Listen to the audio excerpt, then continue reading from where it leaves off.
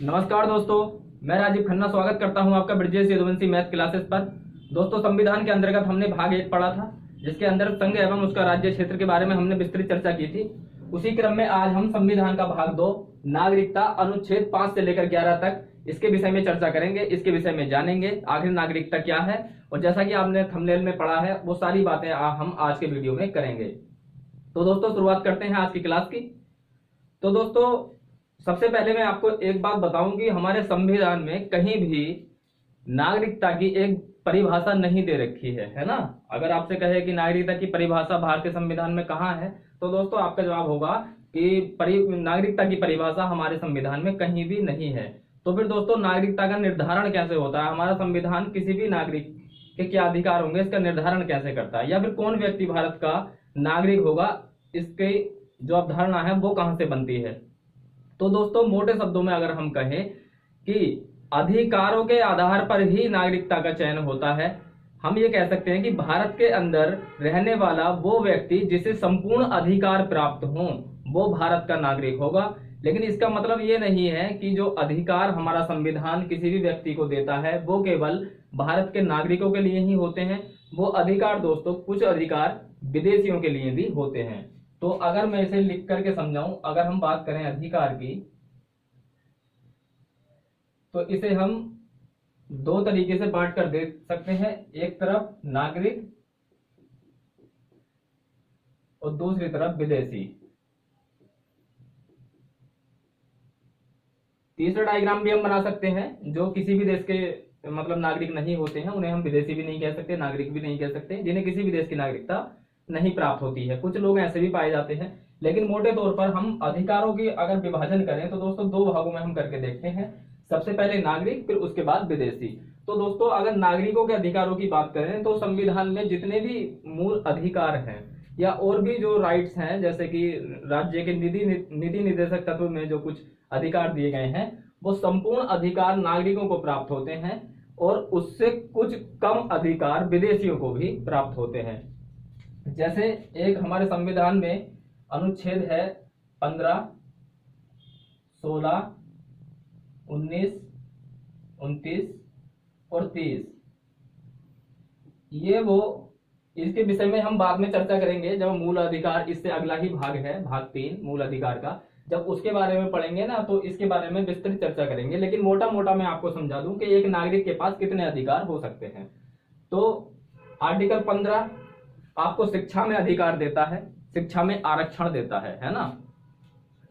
जाति, जन्म स्थान, लिंग भेद के आधार पर ये अधिकार हमको मिलते हैं। लेकिन अनुच्छेद 15 अगर मोटे तौर पर समझा जाए तो ये शिक्षा में आरक्षण प्रदान करता है। तो दोस्तों, शिक्षा में अगर हमारा संविधान आरक्षण दे रहा है तो क्यों हम वो अधिकार किसी विदेशी नागरिक को देंगे? विदेशी नागरिक भी आकर यहाँ पर किसी भी कॉलेज स्कूल में पढ़ सकता है और वो आरक्षण की गुहार लगा सकता है। तो ऐसा होना ठीक नहीं है। इसलिए दोस्तों, आर्टिकल 15 का जो अधिकार है वो केवल भारत के नागरिकों को दिया जाता है। इसी तरीके से आर्टिकल 16 है, अनुच्छेद 16 के अंतर्गत जॉब के अंदर यानी कि नौकरी के अंदर अवसर की समानता इसमें दी गई है। इसमें भी कुछ आरक्षण का प्रावधान किया गया है नौकरी में, जॉब्स में। तो ये अधिकार भी हम विदेशियों को नहीं दे सकते। इसलिए आर्टिकल 16 का जो अधिकार है वो केवल भारतीय नागरिकों को ही प्रदान किया गया है। इसी तरीके से आर्टिकल 19 है। आर्टिकल 19 आपसे ये कहता है कि आप कहीं भी आ जा सकते हैं, कहीं भी घूम फिर सकते हैं, सभा कर सकते हैं आप बिना हथियारों के, या आप अपना एक समूह, एक गुट बना सकते हैं। आप किसी भी भारत के किसी भी राज्य में जाकर के बस सकते हैं, या फिर कोई भी आप बिजनेस कर सकते हैं, कोई भी व्यवसाय कर सकते हैं। संपत्ति का अधिकार भी इसमें आता था, लेकिन वो हटा दिया गया है। तो ये जो अधिकार है दोस्तों, ये बहुत मूल अधिकार है। ये हम किसी भी विदेशी को नहीं दे सकते कि अगर व्यापार ही करना है तो हमारे देश का व्यक्ति करे। हम ये अधिकार किसी दूसरे व्यक्ति को क्यों दें, किसी दूसरे विदेशी को क्यों दें? तो इसलिए आर्टिकल 19 जो है, जो अनुच्छेद 19 है, इसका जो अधिकार है ये भी केवल नागरिकों को पर ही लागू होता है। इसी तरीके से आर्टिकल 29 और 30 है, जो कि अल्पसंख्यकों के लिए एक विशेष छूट प्रदान करता है। तो ये भी जो अधिकार हैं दोस्तों, ये भी हम अपने मूल जो नागरिक हैं उन्हें ही प्रदान हमारा संविधान करता है। तो इसलिए हम कह सकते हैं, मतलब अब इधर जो अधिकार आएंगे उनमें भी नागरिक शामिल होंगे, है ना। लेकिन ये जो आर्टिकल है इसमें विदेशी शामिल नहीं है। मैं आपको ये समझाने की कोशिश कर रहा हूं। अब विदेशी की अगर हम बात करें तो विदेशियों को भी कुछ एक तरीके से अधिकार होते हैं, जैसे कि हमारा संविधान का आर्टिकल 21 है, अनुच्छेद 21। आर्टिकल 21 ये कहता है दोस्तों कि सरकार यानी कि कानून किसी भी व्यक्ति को विधि के अंतर्गत गिरफ्तार भी कर सकती है और फिर उस व्यक्ति की जान भी ले सकती है ना। मतलब संसद के पास या हमारे कानून के पास ये भी अधिकार है कि हम किसी की जान भी ले सकते हैं, मतलब सरकार किसी की जान भी ले सकती है, लेकिन विधि द्वारा, एक प्रक्रिया द्वारा। जैसे कि मर्डर केसेस होते हैं, इस तरीके से अगर उसका गुनाह इस तरीके का है आईपीसी के तहत, तो आर्टिकल 21 ये कहता है कि संसद या सरकार विधि द्वारा किसी व्यक्ति का जीवन भी छीन सकती है और उसको गिरफ्तार भी कर सकती है, उसकी आजादी भी छीन सकती है ना। तो ये आर्टिकल 21 कहता है। तो ये अधिकार, इसकी अगर मैं बात करूं तो आर्टिकल 25 जो कि ये कहता है दोस्तों कि प्रत्येक व्यक्ति को, यहाँ पर प्रत्येक व्यक्ति का जिक्र आया है, शब्द का जो इस्तेमाल हुआ यहाँ पर नागरिक, आर्टिकल 21 में भी नागरिक शब्द का इस्तेमाल नहीं हुआ है, यहाँ पर एक व्यक्ति का मतलब कोई भी व्यक्ति हुआ। आर्टिकल 25 में भी कोई भी व्यक्ति हो।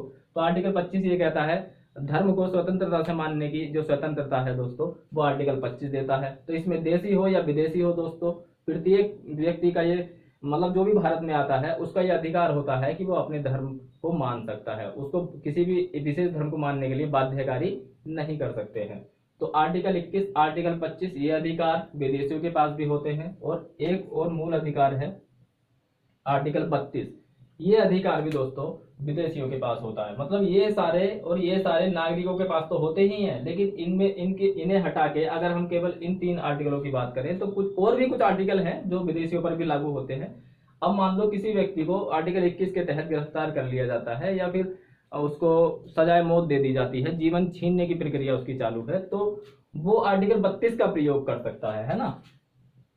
इसके खिलाफ आर्टिकल 32 का प्रयोग कर सकता है कि उसको ये जानने का अधिकार होगा किसी भी व्यक्ति को कि उसको मतलब किस जुर्म में गिरफ्तार किया गया है। वो अब सीधा सुप्रीम कोर्ट भी जा सकता है, क्योंकि मूल अधिकारों पर अगर किसी भी व्यक्ति की ठेस पहुंचती है तो वो सीधा सुप्रीम कोर्ट भी जा सकता है। हालांकि उच्च न्यायालय भी जा सकता है, लेकिन बड़ी से बड़ी अदालत में भी वो चाहे तो अपनी अर्जी दे सकता है। तो आर्टिकल 32 का सहारा वो यहाँ पर ले सकता है। और आर्टिकल 25 जैसे कि मैंने बताया आपको कि धर्म को स्वतंत्रता से मानने की स्वाधीनता जो होती है वो हमारा संविधान प्रत्येक व्यक्ति को देता है। तो यहाँ पर व्यक्ति का जिक्र है और यहाँ पर नागरिकों का जिक्र है। तो ये जो अधिकार हैं और ये वाले जो हैं ये नागरिकों को मिलेंगे, लेकिन विदेशियों को केवल इतने या कुछ और जो आर्टिकल हैं वो विदेशियों को मिलेंगे।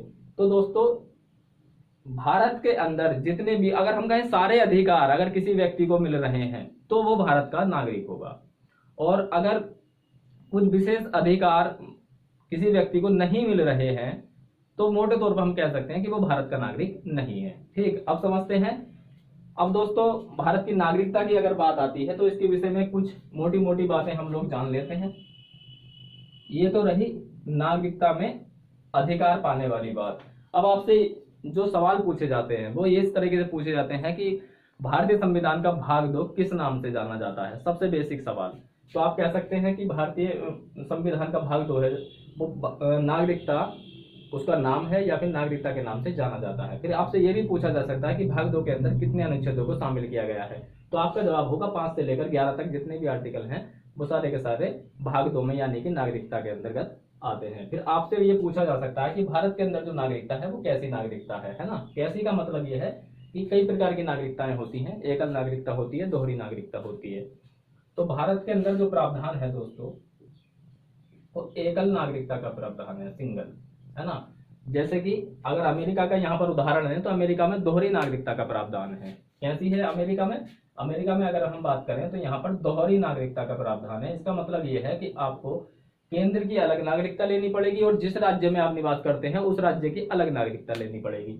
लेकिन भारत के अंदर एकल नागरिकता का प्रावधान है, यानी आप भारत सरकार से नागरिकता का प्रमाण पत्र प्राप्त कर लेते हैं। उसमें बहुत सारी चीजें हो सकती हैं, आपका आधार कार्ड भी नागरिकता का एक सबूत ही है।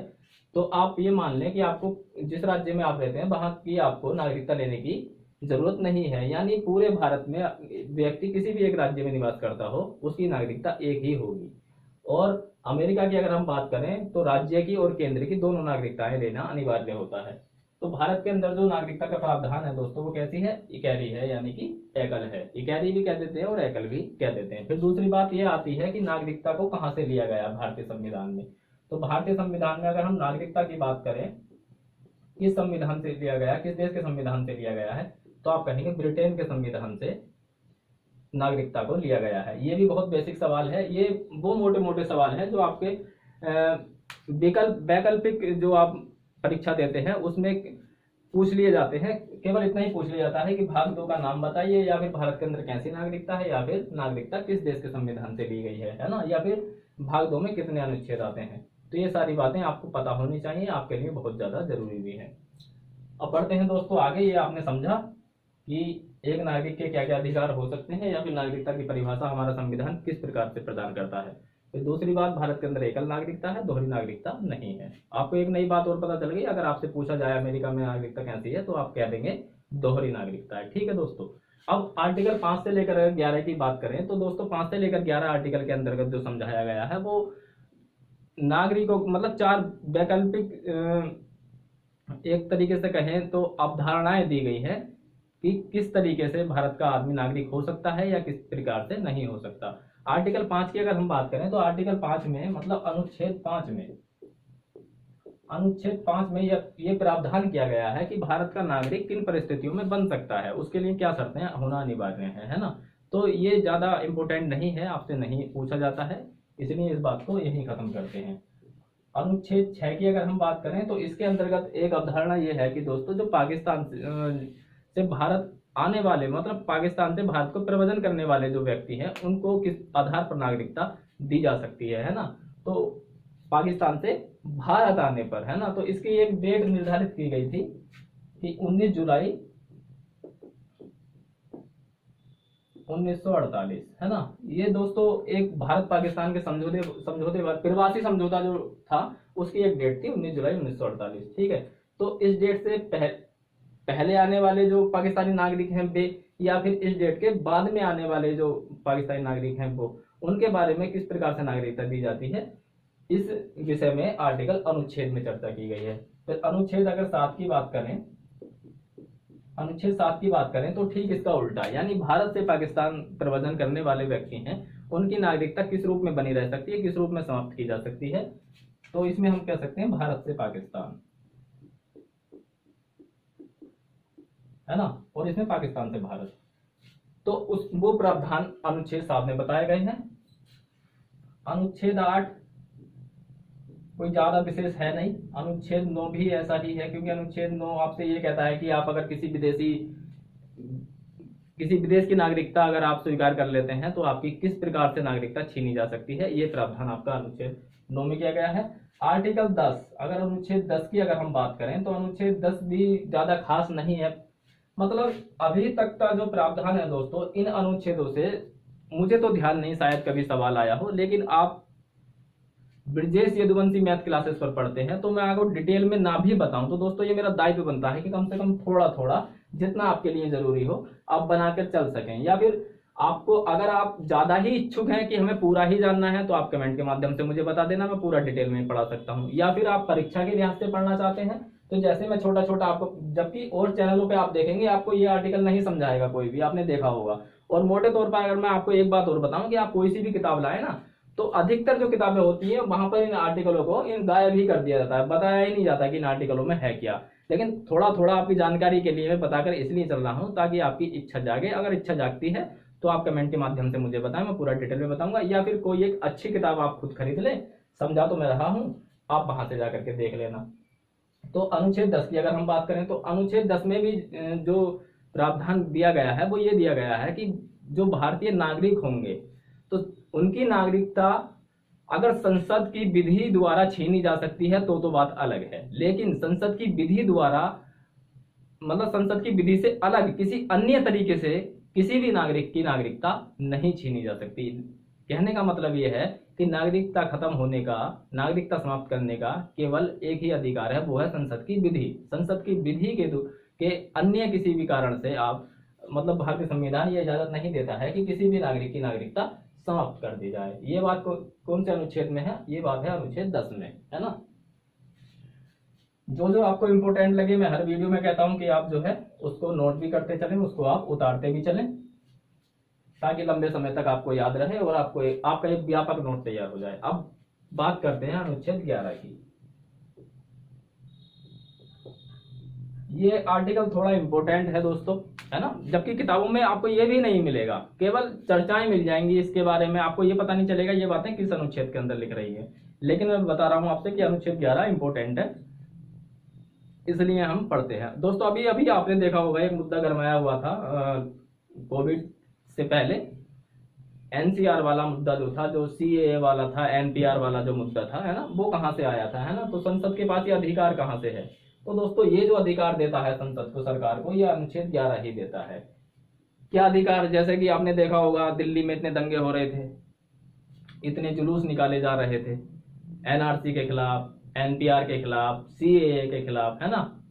तो ये अधिकार सरकार को किसने दिया कि आप नागरिकता में ही संशोधन कर दें, नागरिकता को ही चेंज कर दें, नागरिकता को ही बदल दें?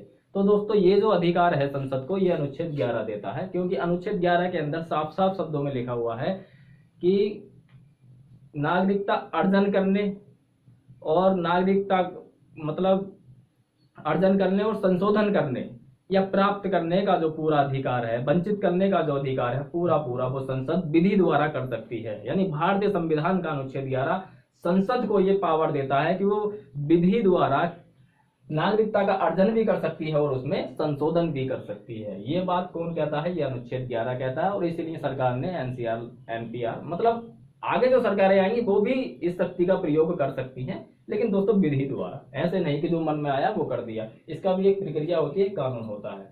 तो ये बात आपको समझ में आ गई है ना, कि सरकार के पास ये अधिकार कहां से आया? अनुच्छेद 11 से आया। अब दूसरी बात दोस्तों, आपने सुना होगा भारतीय नागरिकता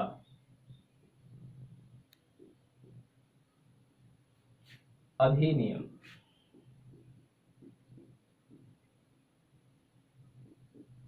1955। संविधान जब बनकर तैयार हुआ तो दोस्तों नागरिकता अधिनियम बनाया गया 1955 में, और वो किस अनुच्छेद के अंतर्गत बनाया गया? वो अनुच्छेद 11 के अंतर्गत भारतीय नागरिकता अधिनियम, यानी एक एक्ट, एक कानून बनाया गया 1955, जिसके आधार पर नागरिकता का निर्धारण होता है। तब से लेकर आज तक यही अधिनियम, यही कानून, यही एक्ट होता आया है, लेकिन समय समय पर इसमें संशोधन होते आए हैं। लगभग अब तक इसमें 8 संशोधन हो चुके हैं इस एक्ट में, ठीक है। जो इम्पोर्टेंट संशोधन है वो मैं आपको बताता भी चलूंगा, एक दो जो इम्पोर्टेंट है वो मैं आपको बताऊंगा भी। लेकिन आप इतना याद रखिए कि भारतीय नागरिकता अधिनियम 1955 में अभी तक 8 बार संशोधन हो चुका है। 2016 में, 15 में हुआ था, और 86 में हुआ था, और 1992 में हुआ था, 1986 में भी हुआ था। तो ये कुछ इम्पोर्टेंट संशोधन थे जो हुए, लेकिन मूल रूप से अगर देखा जाए तो भारतीय नागरिकता अधिनियम 1955 तब से लेकर आज तक यथावत बना हुआ है। और इसी के आधार पर यह निर्धारित होता है कि भारत का नागरिक होने के लिए क्या मतलब इम्पोर्टेंसी होनी चाहिए, या मतलब क्या शर्तें होनी चाहिए, एक तरीके से हम कहें तो, है ना। तो हम इसके बारे में अगर हम बात करें तो 5 प्रकार दिए गए हैं, 5 अवधारणाएं दी गई हैं। कौन कौन सी दी गई है इस अधिनियम के तहत? और ये अधिनियम किसमें है? अनुच्छेद 11 के अंतर्गत बनाया गया था। पहला है जन्म से, दूसरा है वंशानुगत, मतलब वंश से, और तीसरा है पंजीकरण द्वारा, और दूसरा है, चौथा है देशीयकरण द्वारा। मतलब कोई भी व्यक्ति भारत की नागरिकता किस तरीके से प्राप्त कर सकता है, इस तरीके के इस अधिनियम में 5 कारण दिए गए हैं, या 5 तथ्य दिए गए हैं। जन्म, वंशानुगत, पंजीकरण, देशीयकरण और भूमि अर्जन द्वारा। भूमि अर्जन द्वारा,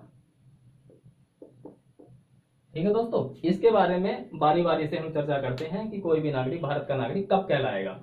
जन्म से अगर हम बात करें, पहले टॉपिक की जन्म से, तो यहां से अगर हम बात करें तो जब से संविधान लागू हुआ था, और संविधान लागू कब हुआ था? 26 जनवरी 1950 को हमारा संविधान लागू हुआ था। तो इसी दिन को बेस बनाकर संविधान में ये बात लिखी गई है कि कोई व्यक्ति या कोई बच्चा 26 जनवरी 1950 को या फिर उसके बाद में भारत में जन्मा हो तो वो भारत का नागरिक कहलाएगा, ठीक है। 26 जनवरी वाले दिन या फिर उसके बाद में अगर कोई बच्चा, किसी बच्चे का जन्म भारत के अंदर, भारत की भूमि पर होता है, तो वो भारत का नागरिक होगा, भारत का नागरिक कहलाएगा। लेकिन उसकी एक शर्त दे दी गई है कि उसके माता पिता में से एक भारतीय का होना जरूरी है। ऐसा नहीं है कि कोई विदेशी है उसका बच्चा अगर भारत में जन्मा तो ऐसा हो जाएगा, ऐसा नहीं है। ठीक है, भारत में जन्मा प्रत्येक वो बच्चा जिसके माता पिता में से एक भारतीय हो तो वो भारत का नागरिक होगा। लेकिन इसका भी अपवाद है दोस्तों। मान लो माता तो भारतीय है और बच्चे ने जन्म भी भारत में ही ले लिया, लेकिन अगर उसका जो पिता है बच्चे का, माता तो भारतीय है और मान लो पिता है और पिता दूसरे देश का राजनयिक है ना, राजनयिक है, शत्रु देश का राजनयिक है, तो वो भारत का नागरिक नहीं कहलाएगा। ये एक अपवाद भी इसमें है ना। शत्रु देश का अगर राजनयिक है कोई व्यक्ति और उसकी पत्नी भारतीय है और उसके बच्चे ने भारत में जन्म लिया है तो उसका बच्चा भारत का नागरिक नहीं कहलाएगा। लेकिन इतनी गहराई में जानने की जरूरत नहीं है आपसे, जो ये तो मैं आपकी नॉलेज के लिए बता रहा हूँ। लेकिन आपको जो याद रखना वो ये रखना है कि भारत में जन्मा 26 जनवरी 1950 को या फिर उसके बाद में भारत में जन्मा प्रत्येक वो बच्चा जिसके माता पिता में से एक भारतीय हो वो भारत का नागरिक कहलाएगा। अब बात करते हैं वंशानुगत की। वंशानुगत जो नागरिकता है इसका क्या प्रावधान है। भारत के बाहर किसी अन्य देश में जन्मा प्रत्येक वो बच्चा जिसके माता पिता में से एक भारतीय हो। इसमें क्या था, भारत में जन्मा हो, माता पिता में से एक भारतीय हो। वंशानुगत में क्या है, अगर विदेश में भी कोई बच्चा जन्म ले रहा है और उसके माता पिता में से एक भारतीय है तो वो बच्चा भी भारत का नागरिक कहलाएगा। पहले क्या होता था दोस्तों, 1992 से पहले यह होता था कि केवल पिता के आधार पर विदेश में जन्म होने वाले बच्चे की नागरिकता का निर्धारण होता था कि अगर पिता भारतीय है तब ही वो जो है भारत का नागरिक कहलाएगा, बाहर जन्म रहा है तो। लेकिन 1992 में संशोधन हुआ, ये डेट याद रखना।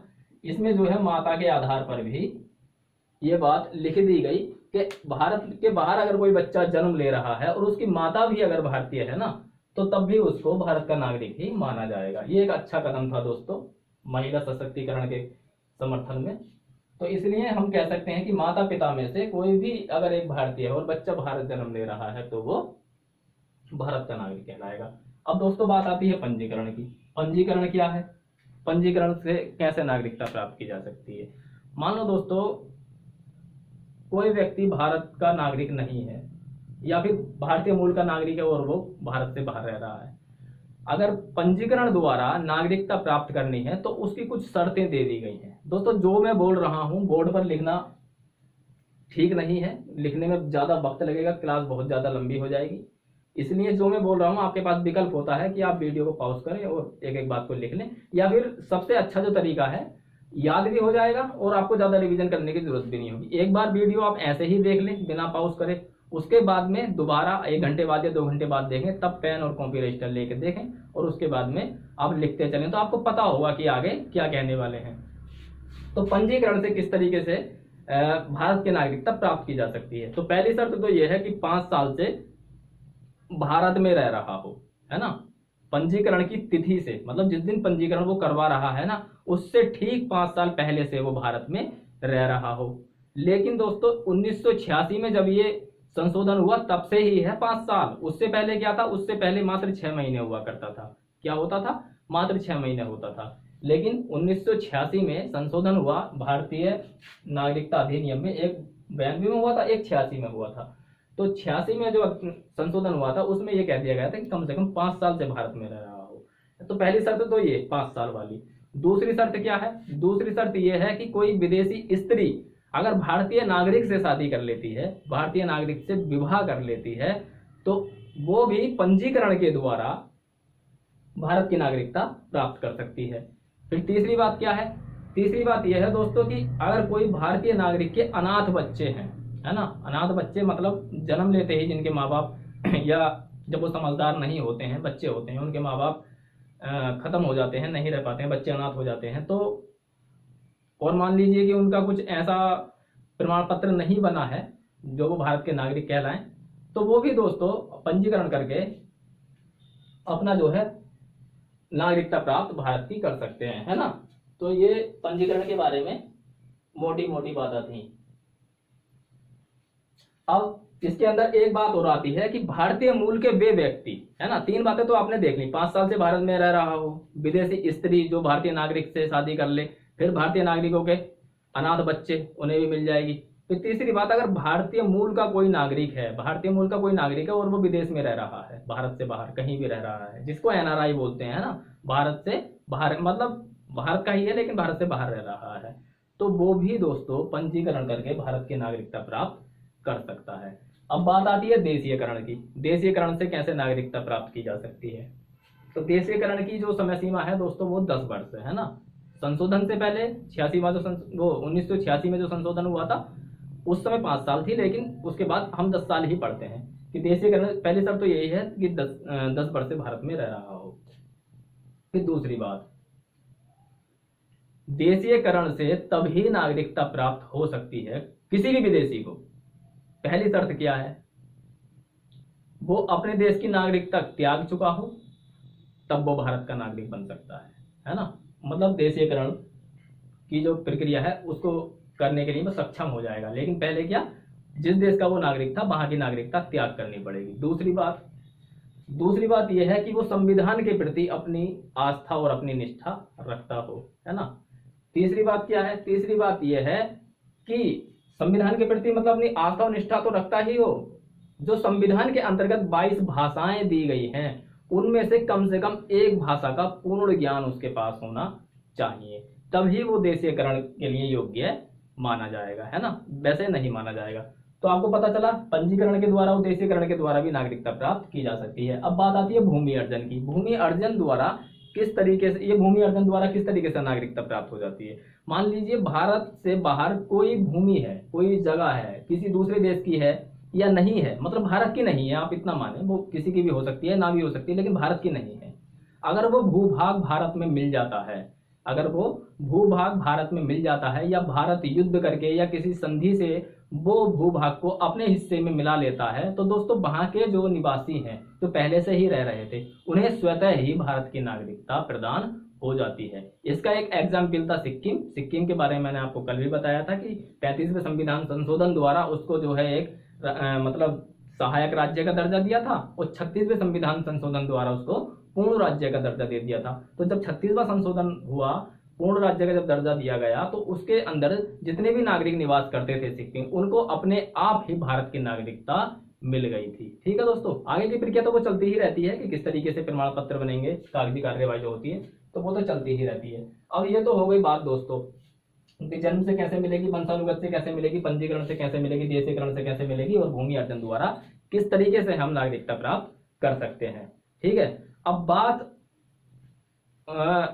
उसकी है जैसे कि कोई हवाई जहाज है या कोई पानी में तैरता हुआ जहाज है। मान लीजिए हवाई जहाज में किसी बच्चे का जन्म हो जाता है, तो वो किस देश का नागरिक कहलाएगा, है ना। भारत में क्या है कि भारत में जन्मा हो या फिर विदेश में जन्मा हो। अब हवाई जहाज में है तो दोस्तों आप कैसे निर्धारण करेंगे कि वो किस देश का नागरिक कहलाएगा, किस देश की नागरिकता मिलेगी। और ये मैं ऐसे ही नहीं कह रहा हूं दोस्तों क्योंकि ये एक कल्पना है, ऐसा एक बार हुआ भी है, एक बार ऐसा हुआ भी है और इसलिए ये बात निकल कर भी आई थी। हवाई जहाज में उस बच्चे का जन्म हुआ था, लेकिन उसी के बेस बना करके मतलब आज हवाई जहाज में हुआ है, कल को पानी वाले जहाज में भी हो सकता है ना। तो एक निर्णय हुआ कि मान लीजिए भारत को ही हम बेस बना लें कि भारत ही कोई देश है ना। तो इसका जो एक हिस्सा है वो अंडमान निकोबार भी है, वो उसकी मुख्य भूमि तो भारत से जुड़ी हुई नहीं है, लेकिन वो फिर भी भारत का हिस्सा है, उस पर भारत का पूर्ण अधिकार है। वैसे ही अगर भारत की एयरलाइंस जैसे कि एयर इंडिया है, वो अगर हवा में उड़ भी रही है तो है तो भारत की ही संपत्ति। जैसे अंडमान निकोबार भारत का अविभाज्य मतलब विभाज्य भाग है, समुद्र के अंदर है, सीमा उससे नहीं मिलती है, लेकिन वो फिर भी भारत की संपत्ति है। उसी प्रकार अगर किसी भी देश की एयरलाइंस है, जैसे कि एग्जाम्पल के तौर पर एयर इंडिया हमारे देश की है, हमारे देश का जो संपत्ति है वो उसी के अंदर आती है। तो एयर इंडिया अगर हवा में उड़ रही है, एयर इंडिया की फ्लाइट अगर हवा में उड़ रही है, तो ये मान लिया जाएगा कि वो हवा में उड़ती हुई संपत्ति भारत की ही है, क्योंकि उसका रजिस्ट्रेशन भारत के द्वारा ही हुआ है या रजिस्ट्रेशन भारत से ही प्राप्त है। इसलिए दोस्तों जिस देश की एयरलाइंस होगी, जिस देश का हवाई जहाज होगा, वो उसी देश की संपत्ति होगी और जिस देश की संपत्ति में जिस बच्चे का जन्म होगा वो उसी देश का नागरिक कहलाएगा। अब मान लीजिए कोई हवाई जहाज यहाँ से उड़ा और वो जापान जाना है ना, या समझ लो कि यहाँ से अमेरिका जाना है और बीच में किसी देश के ऊपर से उड़ के जा रहा है, ना वो भारत के ऊपर है ना वो अभी अमेरिका में है, और बाया नहीं जा रहा, वो कहीं उतरेगा नहीं, सीधी डायरेक्ट फ्लाइट है, वो किसी देश के ऊपर से उड़ रहा है ना। तो दोस्तों इस स्थिति में क्या हो सकता है कि अगर उस बच्चे का जन्म हुआ हवाई जहाज के अंदर, अगर वो एयरलाइंस भारत की है तो वह बच्चा भारत का नागरिक कहलाएगा, अगर वो एयरलाइंस अमेरिका की है तो वो अमेरिका का कहलाएगा, मतलब जिस देश की है उसका कहलाएगा, है ना। तो इतना आपको समझ में आ गया कि उड़ती हुई संपत्ति जिस देश की होगी वो उसी देश का नागरिक होगा। बस कुछ जो मोटी मोटी और शर्तें हैं, जैसे कि मैंने बताया कि माता पिता में से एक भारत का नागरिक हो, बस इन शर्तों को पूरा करता हो। तो यह हवाई जहाज में तो हो गया, और पानी वाला जो जहाज है अगर उसके अंदर भी इस तरह की कोई स्थिति पैदा होती है तो यही नियम फॉलो करने होंगे, है ना दोस्तों। तो इस तरीके का एक मतलब पहले भी ऐसा वाक्य हो चुका है, इसलिए मैंने आपको ये बात बताई। अब चलते हैं आगे, ये आपको समझ में आ गया होगा पूरा।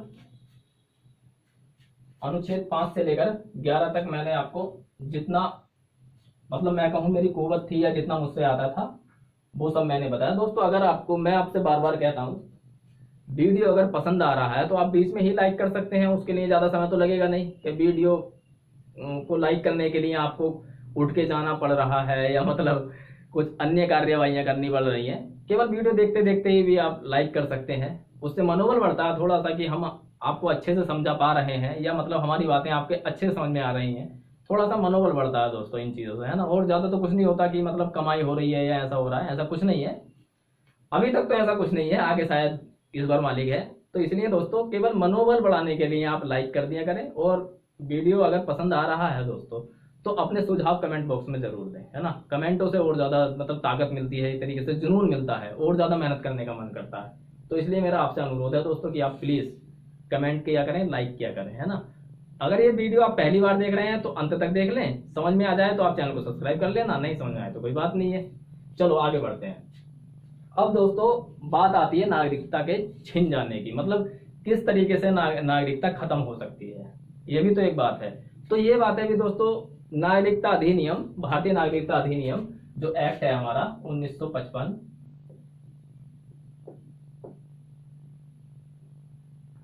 इसी में समाहित है। तो इसके 3 प्रकार हैं दोस्तों, नागरिकता छीन जाने के या मतलब समाप्त हो जाने के 3 प्रकार हैं। कैसा? पहला है परित्याग, और दूसरा है पर्यावसान,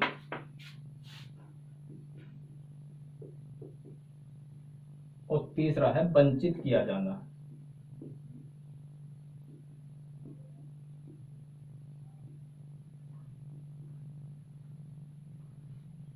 ये 3 ऐसे कारण हैं जिससे नागरिकता समाप्त हो सकती है ना। परित्याग, परित्याग का तो मोटा मोटा आप समझ भी रहे होंगे कि कोई व्यक्ति मतलब वयस्क व्यक्ति अगर अपनी स्वेच्छा से, अपनी इच्छा से अगर परित्याग नागरिकता छोड़ना चाहता है, लेकिन उसके लिए क्या है कि वो दूसरे देश की नागरिकता प्राप्त कर चुका हो, दूसरे देश की नागरिकता प्राप्त कर चुका हो और वो भारत की नागरिकता छोड़ना चाह रहा हो अपनी इच्छा से, तो वो परित्याग भी कर सकता है ना। तो परित्याग का तो मोटा मोटा अर्थ यही था। अब पर्यावसान, पर्यावसान का क्या मतलब है? कोई ऐसा व्यक्ति जिसने पंजीकरण द्वारा, जो मैंने अभी समझाया था, या फिर देशीयकरण द्वारा, जो मैंने अभी समझाया था, कि कोई भी व्यक्ति जिसने पंजीकरण द्वारा या देशीयकरण द्वारा नागरिकता प्राप्त की है और वो अपनी इच्छा से नागरिकता भारत की छोड़कर दूसरे देश की नागरिकता पाना चाहता है, तो वो भी नागरिकता को अपनी त्याग सकता है ना। तो ये होता है हमारा पर्यावसान। अब बात आती है वंचित किया जाना, यानी भारत सरकार के पास ये भी अधिकार है, भारतीय संसद के पास ये भी अधिकार है कि वो किसी की भी नागरिकता छीन सकती है, ऐसा ही है।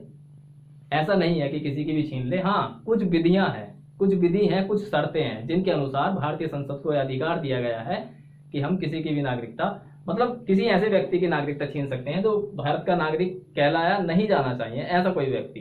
उसमें किस किस की नागरिकता छीनी जा सकती है? जैसे कि कोई ऐसा व्यक्ति है युद्ध के समय अगर उसने दुश्मन देश का साथ दिया हो तो उस नागरिक की नागरिकता समाप्त कर सकती है हमारी संसद विधि द्वारा।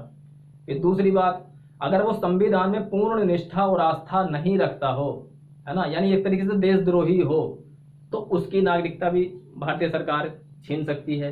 और तीसरी बात, मतलब बातें तो और भी हैं, मैं मोटी मोटी बातें आपको बता रहा हूं, तीसरी बात, अगर वो लगातार 7 वर्षों से किसी दूसरे देश में रह रहा हो, लगातार 7 वर्षों से अगर वो किसी दूसरे देश में रह रहा हो तो उसकी नागरिकता भी समाप्त मानी जाएगी। ठीक है, तो ये नागरिकता का छिन जाना था, परित्याग से, पर्यावसान से वंचित किया, मतलब नागरिकता का समाप्त होना था। लेकिन दोस्तों सामान्य स्थिति में, ये संविधान में साफ साफ लिखा हुआ है नागरिकता एक्ट 1955 में, कि सामान्य स्थिति में किसी नागरिक की नागरिकता छीनने का अधिकार किसी के पास भी नहीं है, संसद के पास भी नहीं है। सामान्य स्थिति मतलब जैसे हम हैं, आप हैं, कोई भी सामान्य नागरिक है, बिना किसी भी बेस के उसको आप नागरिकता नहीं छीन सकते हैं, जब तक कि जो कारण मैंने आपको बताए इनमें से एक ना हो, है ना, तब तक संसद के पास भी अधिकार नहीं है कि किसी की भी नागरिकता छीनी जा सके।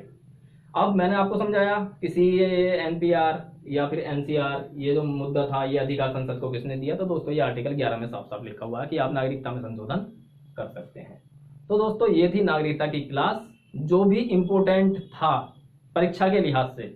अगर आप चाहते हैं कि बिल्कुल डिटेल में पढ़े तो दोस्तों यही नागरिकता का वीडियो कम से कम 3 क्लासों में खत्म होगा, और वो 3 क्लासें भी कम से कम 40-45 मिनट की होंगी। लेकिन हम इस तरीके से तैयारी करते हैं दोस्तों, समझ में भी पूरा आ जाए, परीक्षा के लिहाज से कोई ऐसा प्रश्न ना छूटे जो परीक्षा में आए और हमने ना पढ़ा हो, है ना, और हम इतना टाइम बर्बाद भी ना करें फालतू की बातों में, और इतना छोड़े भी नहीं कि मतलब इंपॉर्टेंट और छोड़ दिया कि ये फालतू है। इसलिए दोस्तों मैंने 5 से लेकर 11 तक आर्टिकलों के बारे में आपको चाहे थोड़ा थोड़ा बताया जरूर, लेकिन उसके पीछे मैंने आपके लिए एक विकल्प और दे दिया है कि अगर आप चाहते हैं बिल्कुल डिटेल में ही जाना तो आप मुझे कमेंट के माध्यम से बता सकते हैं, मैं आपको इसके ऊपर पूरा एक वीडियो बना करके दे सकता हूँ, केवल आर्टिकलों के ऊपर, है ना, जो अनुच्छेद थे उनके ऊपर। लेकिन मेरे हिसाब से जो मुझे लगा इतना आपके लिए काफी था, काफी नहीं, काफी से भी ज्यादा काफी था, क्योंकि इतना आपको, आप खुद देख लेना, कोई भी एक किताब खरीद के देखना, उसमें आर्टिकल आपको नहीं मिलेंगे। अगर कोई बड़ी किताब यूपीएससी के लेवल की नहीं खरीदते हैं तो कोई बात ही नहीं है। अगर आप किसी वनडे एग्जाम की तैयारी करने के हिसाब से कोई किताब खरीदेंगे ना तो उसमें भी नहीं होगा। तो दोस्तों चलिए ज्यादा बातें नहीं करते हैं, क्लास लंबा हो जाएगा। अब दोस्तों आपसे निवेदन है कि आप हमारा चैनल सब्सक्राइब कर लें, लाइक कर दें, शेयर कर दें, और कमेंट, हर बार कहता हूं इस बार भी कह रहा हूं कि आप कमेंट जरूर करा करिए। चलिए दोस्तों मिलते हैं अगले वीडियो में। और हाँ, एक बात और, इसी वीडियो के डिस्क्रिप्शन में संविधान की सारी वीडियो पड़ी हुई है शुरू से लेकर अब तक, है ना, और हिंदी व्याकरण की जो अच्छी कक्षा, अच्छी क्या सारी ही कक्षाएं, अभी तक सारी कक्षाएं अच्छी ही हुई हैं, वो भी आपको देखनी है तो वो भी आपको मिल जाएंगी, तो आप उसका भी पूरा फायदा उठाएं। तो ठीक है दोस्तों, मिलते हैं अगले वीडियो में, तब तक के लिए नमस्कार।